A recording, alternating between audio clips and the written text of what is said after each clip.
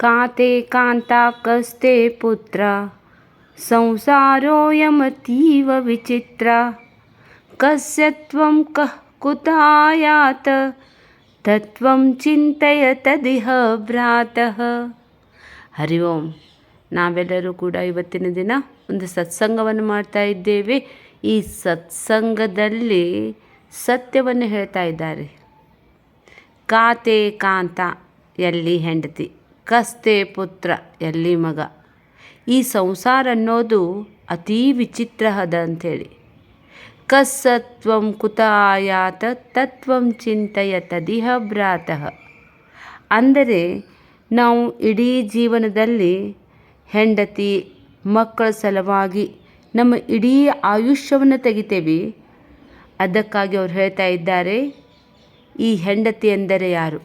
ಮದುವೆ ಆಗೋಕ್ಕಿಂತ ಮುಂಚಿತವಾಗಿ ಅವಳು ಎಲ್ಲಿನವಳೋ ಏನೋ ಗೊತ್ತಿಲ್ಲ. ಈ ಪುತ್ರ ಅಂತ ಹೇಳಿದರೂ ಸಹಿತ ಹುಟ್ಟೋಕ್ಕಿಂತ ಮೊದಲು ನಮಗೆ ಗೊತ್ತನೇ ಇದ್ದಿದ್ದಿಲ್ಲ. ಆದರೂ ಸಹಿತ ಎಲ್ಲಿಯವರ ಸಲುವಾಗಿನೋ ಯಾರೋ ಇವ್ರಿ ಲಗ್ನ ಆದಮೇಲೆ ಹೆಂಡತಿ ರೀ, ಮಗ ಹುಟ್ಟಿದ ಮೇಲೆ ಅವನು ಮಗ ಅನ್ನಿಸ್ಕೋತಾನೆ. ಆದರೆ ಈ ಹೆಂಡತಿ ಮಕ್ಕಳು ಬಂಧು ಬಾಂಧವರ ಸಲುವಾಗಿ, ಈ ಕುಟುಂಬ ವರ್ಗದವರ ಸಲುವಾಗಿ ನಾವು ನಮ್ಮ ಆಯುಷ್ಯವನ್ನು ಪೂರ್ಣವಾಗಿ ವ್ಯರ್ಥವಾಗಿ ಕಳೆದು ಬಿಡ್ತೇವೆ. ಒಂದು ವೇಳೆ ನಾವು ಈ ಶರೀರವನ್ನು ಬಿಟ್ಟಾಗ, ಅಂದರೆ ನಾವು ಸತ್ತ ನಂತರ ನಮಗೆ ಇವರು ಕಸದಂತೆ ನೋಡ್ತಾರೆ.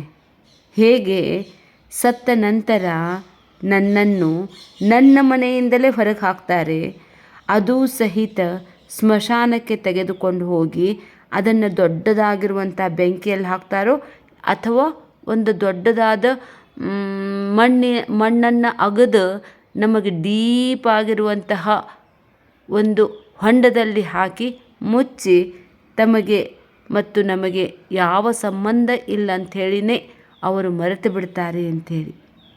ಅದಕ್ಕಾಗಿ ಈ ಬಂಧು ಬಾಂಧವರ ಸಲುವಾಗಿ ಈ ಶರೀರದಿಂದ ನಾನು ಎಷ್ಟು ಅವರ ಸಲುವಾಗಿ ಕಷ್ಟಪಟ್ಟು ಅವರ ಜೊತೆಗೆ ನಾನು ಪ್ರೀತಿನಿಂದ ಇದ್ದರೂ ಸಹಿತ ಆ ಪ್ರೀತಿ ಎಲ್ಲಿಯೋದೋ ಏನೋ ವಿಚಿತ್ರ ರೀ. ಈ ಸಂಸಾರ ಅನ್ನೋದೇ ವಿಚಿತ್ರ.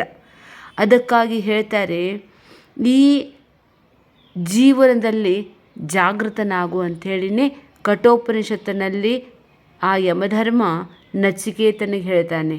ಉತ್ತಿಷ್ಠತ ಜಾಗೃತ ಪ್ರಾಪ್ಯ ವರಾ ನಿಬೋಧತ ಕ್ಷುರಸ್ಯ ಧಾರ ನಿಶಿತಾ ದುರತ್ತಯ ದುರ್ಗಂ ಪತಸ್ತತ ಕವಯೋ ವದಂತಿ.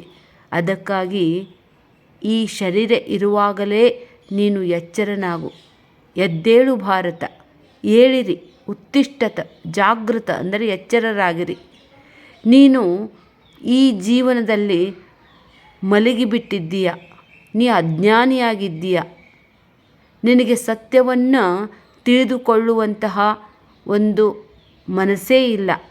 ಆದ್ದರಿಂದ ಅವರು ಹೇಳ್ತಾರೆ, ಈ ಭಾವನಿದ್ರೆಯಿಂದ ಎದ್ದು ವರಾನ್ ಪ್ರಾಪ್ಯ ನಿಬೋಧತ ಅಂತೇಳಿದರೆ ಶ್ರೇಷ್ಠರಾದ ಆಚಾರ್ಯನನ್ನು ಗುರುವನ್ನು ಹೊಂದಿ ನೀನು ಬೋಧವನ್ನು ಪಡಿ. ಏಕೆಂದರೆ ಕ್ಷುರಸ್ಯ ಧಾರ ನಿಶಿತಾ ದುರತ್ತಯ ಅಂತೇಳಿದರೆ ಈ ಜೀವನವನ್ನು ನಾವು ಜೀವಿಸ್ತಾ ಇದ್ದೇವಲ್ಲ, ಇದನ್ನು ದಾಟೋದು ಅತೀ ಕಷ್ಟಕರವಾದ ಮಾರ್ಗವಾಗಿದೆ. ಹರಿತವಾದ ಕತ್ತಿನ ಅಲಗಿನ ಮೇಲೆ ನಡೆದುಕೊಂಡು ಹೋಗುವಷ್ಟು ಕಷ್ಟವಾಗಿದೆ. ಆದ್ದರಿಂದ ನೀನು ಎದ್ದೇಳು ಅಂಥೇಳಿ ಸಾಧು ಸಂತರು ನಮಗೆ ಎಚ್ಚರಿಸ್ತಾನೇ ಇದ್ದಾರೆ. ಅದಕ್ಕಾಗಿ ಈ ಜೀವನದ ಸಾರ್ಥಕತೆ ಎಲ್ಲಿದೆಪ್ಪ ಅಂತೇಳಿದರೆ ಸತ್ಯವನ್ನು ತಿಳಿದುಕೊಳ್ಳುವುದರಲ್ಲಿನೇ ಇದೆ ಅಂಥೇಳಿ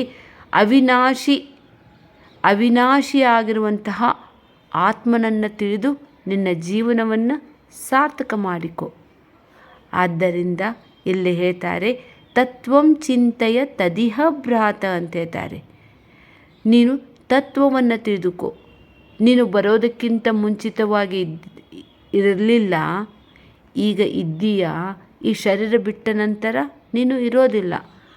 ಆದರೆ ಮೊದಲೂ ಕೂಡ ನೀನು ಇದ್ದಿ ಆತ್ಮಸ್ವರೂಪದಿಂದ. ಶರೀರ ಇದ್ದಾಗನೂ ಇದ್ದೀಯಾ, ಈ ಶರೀರ ಬಿಟ್ಟ ನಂತರವೂ ಕೂಡ ನೀನು ಅವಿನಾಶಿತು ತದ್ವಿದ್ಯೆ ಅಂತ ಹೇಳ್ತಾರೆ. ಹೀಗಾಗಿ ನಾವು ಜೀವನದಲ್ಲಿ ಅಜ್ಞಾನದಿಂದ ಎದ್ದು ನೀನು ಎಚ್ಚರಗೊಳ್ಳು ಅಂಥೇಳಿನೇ ಉತ್ತಿಷ್ಠತ ಜಾಗ್ರತ ಪ್ರಾಪ್ಯ ವರಾನ್ನಿ ಬೋಧತಂತ ನಮಗೆ ಸಾಧು ಸಂತರು ನಮಗೆ ಎಚ್ಚರಿಸ್ತಾ ಇದ್ದಾರೆ. ಈ ಎಚ್ಚರದಲ್ಲಿ ಎಚ್ಚರನಾಗೋ ತಮ್ಮ. ಎಚ್ಚರ ಇದ್ದೇವ್ರಿ ಈಗ, ಆದರೆ ನಮಗೆ ಎಚ್ಚರ ಇಲ್ಲ ರೀ. ಇದೇ ಸತ್ಯ ಅಂತ ತಿಳ್ಕೊಂಡಿದ್ದೇವೆ. ಇದೇ ಜೀವನದಲ್ಲಿ ಸಂಸಾರದಲ್ಲೇ ಮುಳುಗಿ ನಾವು ಹೇಳ್ತಾ ಇದ್ದೇವೆ. ಆದ್ದರಿಂದ ಇದನ್ನು ಮಾಡಿಯೂ ಕೂಡ ನೀನು ನಿನ್ನನ್ನು ತಿಳಿದುಕೊಂಡು ಉದ್ಧಾರನಾಗು ಅಂಥೇಳಿನೇ ಆದಿಗುರು ಶಂಕರಾಚಾರ್ಯ ಹೇಳ್ತಾರೆ. ಕಾತೆ ಕಾಂತೆ ಕಸ್ತೆ ಪುತ್ರ ಸಂಸಾರೋ ಎಂಬ ತೀವ ವಿಚಿತ್ರ ಅಂಥೇಳಿ.